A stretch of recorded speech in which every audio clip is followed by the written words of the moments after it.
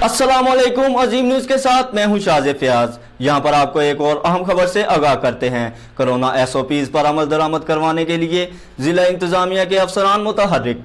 मजीद जानते हैं अपने नुमाइंदा अली रजा से। जी अली रजा, क्या तफसीलात है आपके पास? जी बिल्कुल, ज़िले इंतज़ामिया लाहौर के अफसरान कोरोना SOPs पर अमल दरामद करवाने के लिए मुतहर्रिक है। असिस्टेंट कमिश्नर रायवेंड अदनान रशीद की कार्रवाई डेली दिल्ली रेस्टोरेंट को सील कर दिया गया। कोरोना SOPs पर अमल दरामद ना करने की बायस इसको सील किया गया है। DC लाहौर मुदस्सर रियाज की हदायत पर यह कार्रवाई अमल में लाई गई है। जी बहुत शुक्रिया तफसीलात से आगाह करने का। मजीद खबरों और अपडेट्स के लिए देखते रहिए अजीम न्यूज़।